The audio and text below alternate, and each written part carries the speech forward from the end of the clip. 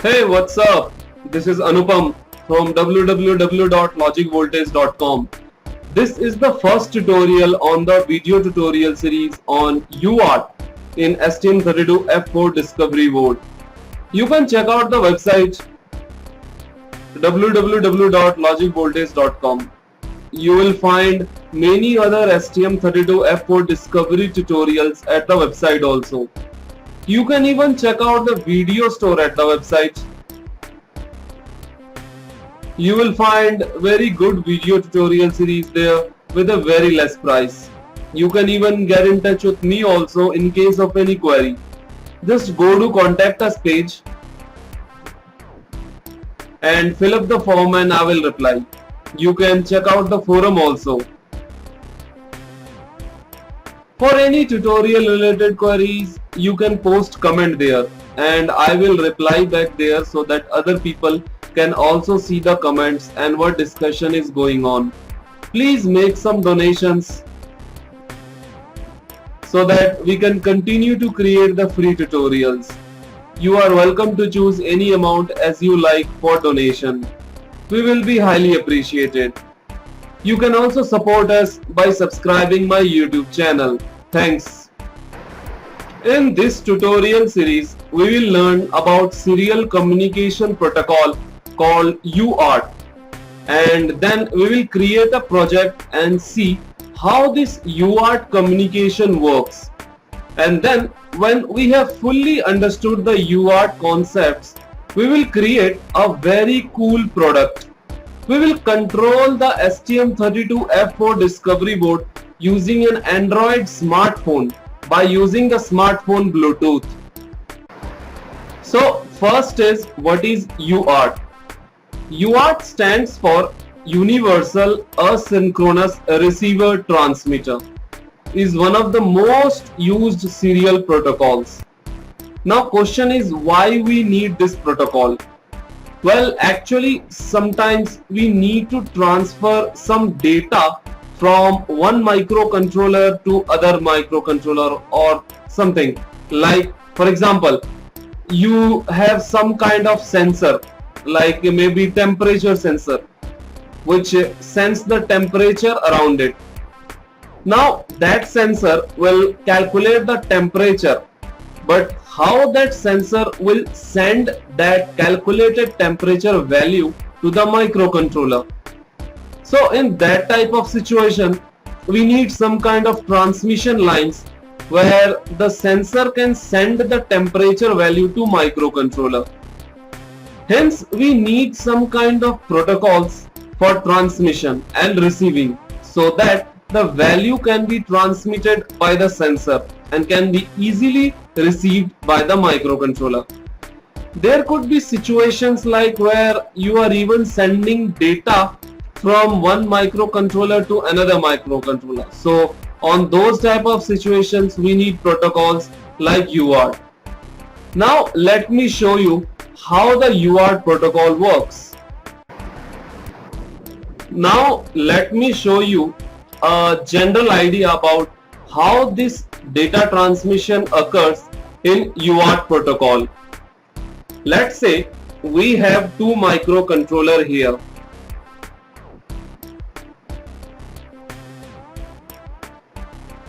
Now what we want is this first microcontroller wants to send data to this second microcontroller.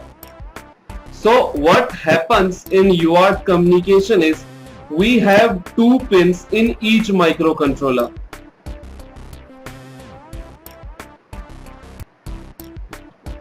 One pin is transmitter and other is receiver, and same for the other microcontroller.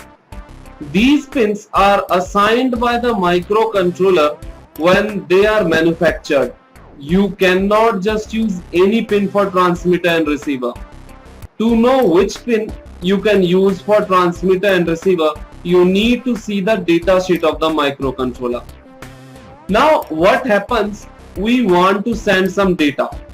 Now data transmission happens in form of bits. So it transmits a group of bits and then it's being received by the microcontroller. and hence communication happens. So this first microcontroller wants to send data, then it sends it through this line, and thus it then received by the second microcontroller. And same, if this second microcontroller wants to send data, then it send it in this line, and then it's being received by this first microcontroller. So transmitting and receiving lines are fixed by each microcontroller. So next is how this transmission happens. How exactly bits are transmitted through these lines? Well, these things have to configure first, and this UART transmission is possible then. Now let's say this microcontroller wants to send this data 100101110 to second microcontroller. So you can see we are transmitting 8 bits at a time. Now what happens is, in idle time these lines are in high state, that means high volt. So what will happen is this TX line will first become low to indicate that it will now start transmitting, and this bit is called start bit. Now then it will send the bits, first 1, then 0, then 0, then 1, then 0, then 1, then 1, then 0. Now then it will send a stop bit, that's high state. Stop bit means transmission is complete. Now this line will continue to remain idle, that means in high state, unless again it wants to send any more data. Hence in that case it will again start from start bit, and this start bit to stop bit is called a frame. Now you can see that how UART communication happens. You can see that our data are transmitted serially over the line. So sometimes it was called serial communication. Now this will give you a general idea of how things work, but there are some other things involved here which also you need to understand. Now you can see this diagram. This is from the reference manual of the microcontroller of the STM32F4Discovery board. Now here, if you can see that two options here, we can either choose 8-bit data transmission or 9-bit data transmission. So we can choose any one for our transmission. We can either transmit 8-bit at a single frame or 9-bit at a single frame. Now next is, now you can see that we have options available for stop bits. We could either choose 1 stop bit, 1.5 stop bit, 2 stop bit and half stop bit. And you can see here how each frame will look as per the stop bit we will choose. You can read all these things in the reference manual also for more details. Most microcontrollers uses 8-bit data for transmission. 1 start bit low level, 8 data bits and 1 stop bit high level. The low level start bit and high level stop bit means that there's always a high to low transition to start the communication. Now the microcontrollers which want to communicate via UART have to agree on the transmission speed also. That means the bit rate. That's why it is called asynchronous transmission. Now the transmission speed is called baud rate. In UART, both the transmitter and the receiver should operate at same baud rate. Otherwise, this communication will not happen. The baud rate specifies how fast data is sent over a serial line. It's usually expressed in units of bits per second. So before starting the communication, you have to decide what should be the baud rate on which the transmitter and receiver should operate. One of the more common baud rates, specifically for simple stuff where speed isn't critical, is 9600 bps. Other standard baud rate are 1200, 2400, 4800, 19200, 38400, 57600 and 115200. The higher a baud rate goes, this faster data is sent or received. But there are limits to how fast data can be transferred. You usually won't see speeds exceeding 115200. That's fast for most microcontrollers. Get too high and you will begin to see errors on the receiving end. So before start programming the UART communication, you have to first decide the baud rate, because the transmitter and receiver should operate at same baud rate. Before going forward, there is more thing I like to tell you, that there are two terms usually being used, UART and USART. UART, as I told, stands for Universal Asynchronous Receiver Transmitter. But USART stands for Universal Synchronous Asynchronous Receiver Transmitter. Synchronous word is added here. Now, how USART came into picture?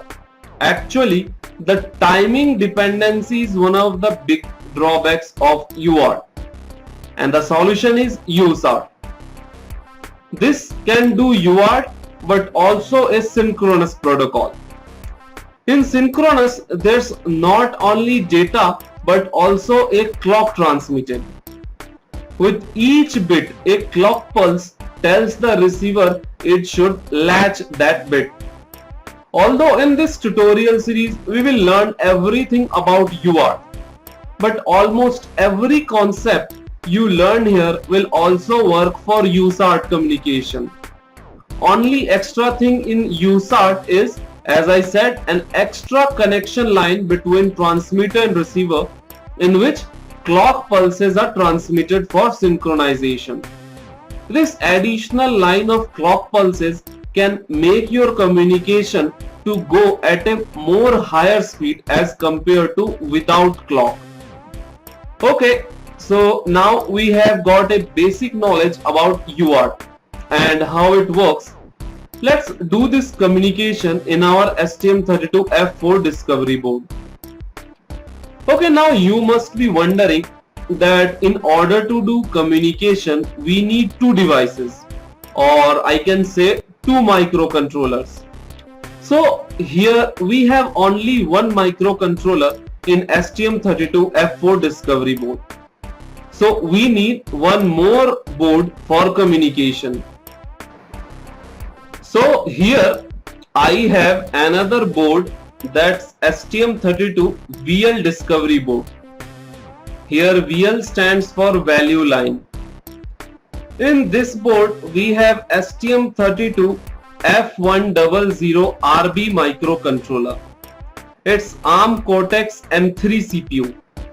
In our STM32F4Discovery board we have ARM Cortex M4 CPU. So we will use this new board to do UART communication. Although you could use two same STM32F4 Discovery board also, that would also work. In almost all tutorials we have used STM32F4 Discovery board. Almost all tutorial programs we have written on STM32F4 Discovery board. So you must be wondering that now again you have to learn from the scratch how to program on this new board. So don't worry on this. Whatever we have learned till now on STM32F4 Discovery board will also work for this new board. The way of writing programs and using libraries is almost same. Only differences you will find on pins. Rest is almost same. When I will start coding this, you will see that there is no difference which you have to learn specifically for this new board. Okay, so now let me show you how we will use these two boards and do UART communication. Okay, so we will do the UART communication between the two boards. Let me explain what we will do. Let's say we have two discovery boards here.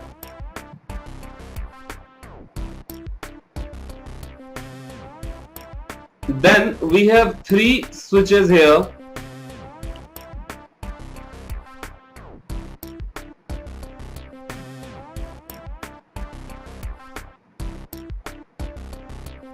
Then we have PA1 pin, PA2 pin, PA3 pin and 3 volt pin on the discovery board.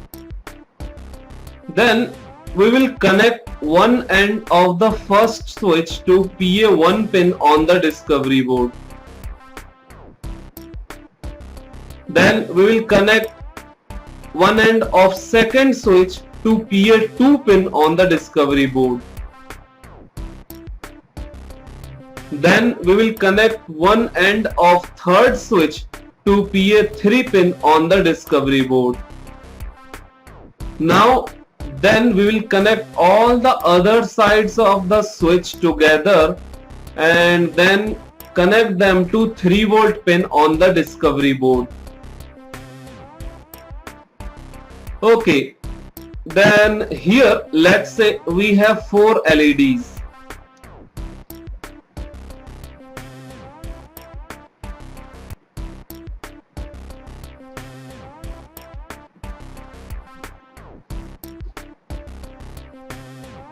Then we have 4 pins, PC0, PC1, PC2 and PC3 pin on the discovery board.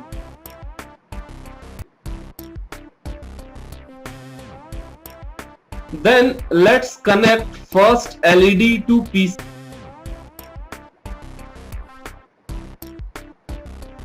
Then connect second LED to PC1.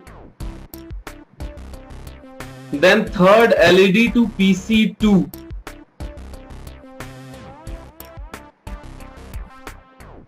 Then fourth LED to PC3. Then we have ground pin also on the discovery board. Then we will connect all the negative sides of the LED together and we will connect them to ground pin on the discovery board. Then we have transmitter and receiver pins on both the discovery board.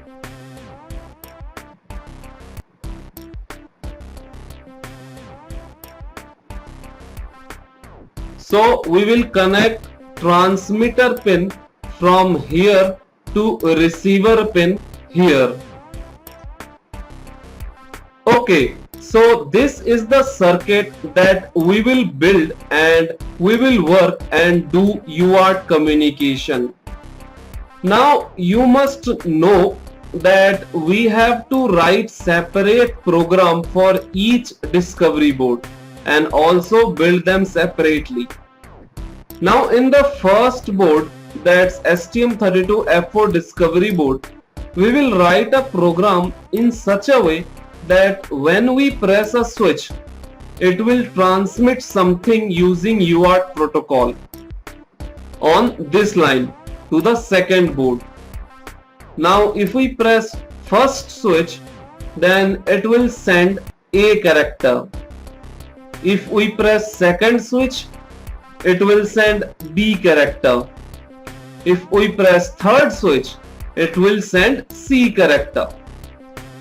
Now in the second board, that's STM32VL Discovery board, we will write a program in such a way that it will keep looking for characters sent on this line. Whenever it got anything, it will check. If received character is A, then it will light up the first LED for 2 seconds. If the received character is B, then it will light up the second LED for 2 seconds. And if the received character is C, then it will light up the third LED for 2 seconds. And in case the received character is none of these, A, B and C, which can only happen in case of transmission errors, then the fourth LED will be light up for 2 seconds. Now you can see that first discovery board STM32F4 is acting as a transmitter here, and second discovery board STM32VL is acting as a receiver here. Okay, so let's start building the circuit. Okay, let's build the circuit. Here we have both the discovery boards. Let's first build the circuit on the first discovery board, that's STM32F4 Discovery board. Okay, this is the STM32F4 Discovery board and we have breadboard here. Now let's connect the 3 switches one by one.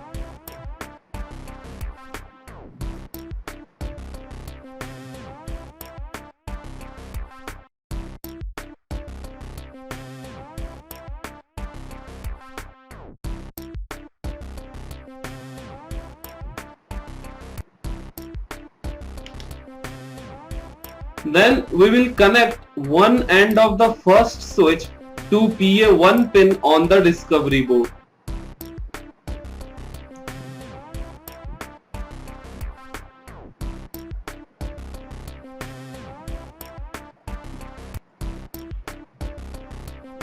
Then we will connect one end of the second switch to PA2 pin on the discovery board.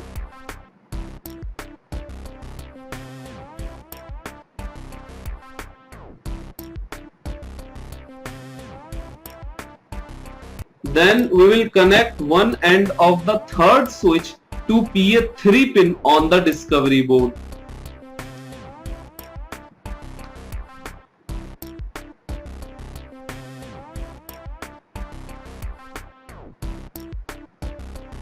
Now then we will connect all the other sides of the switch together.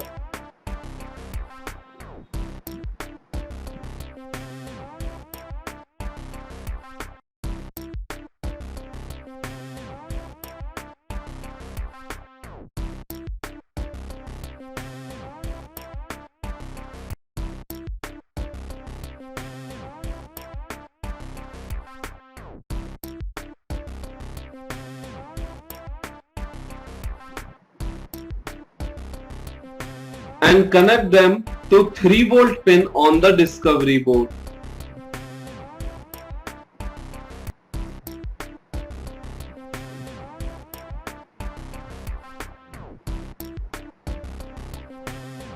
Okay, now our first discovery board is ready. Let's connect the other discovery board.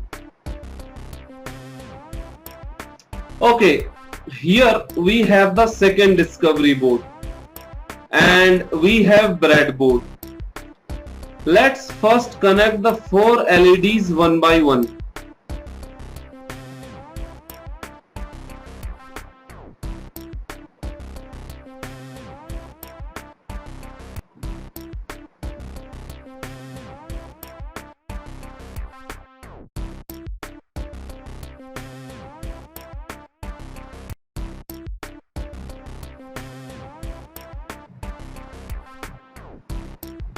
Okay, then let's connect the resistors for each LED.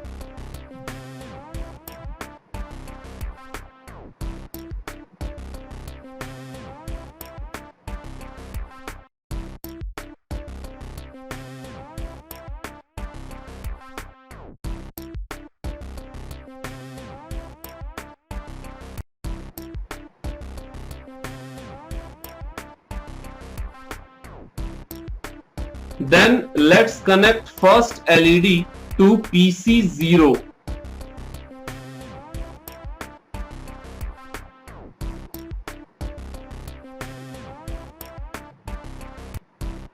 Then connect second LED to PC1.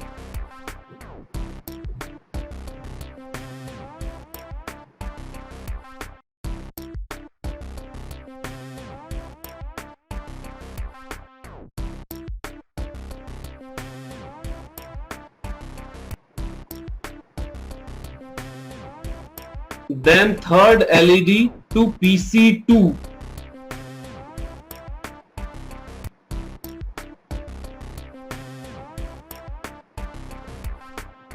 Then fourth LED to PC3.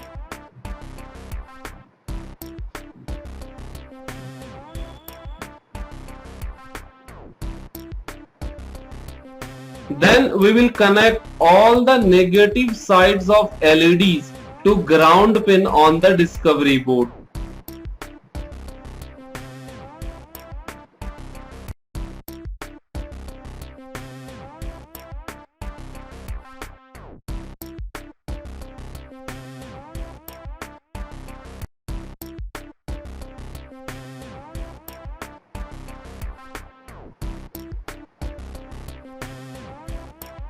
Okay, now our circuit on second discovery board is also built.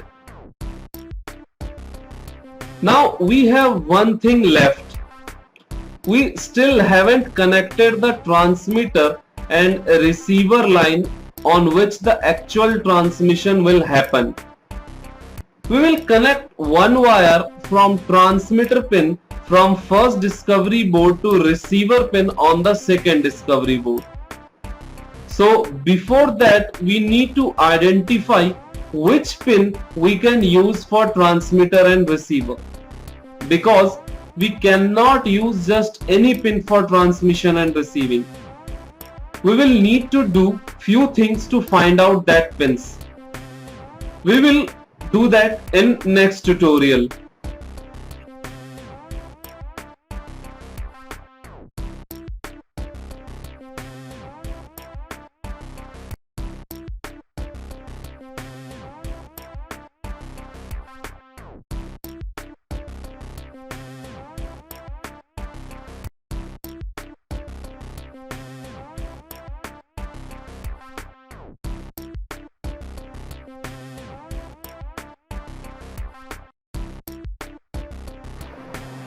Okay, so we have learned about a new concept here, that's called UART communication. We have seen what is UART, how does UART works. Then I have introduced a new discovery board, that's STM32VL discovery board. We need this discovery board along with STM32F4 discovery board because to do UART communication we need two microcontrollers. And then we have built a circuit using these two boards and 3 switches and 4 LEDs. So in the next tutorial we will start writing the program. Once again, this is Anupam from www.logicvoltage.com and thanks for watching. Bye.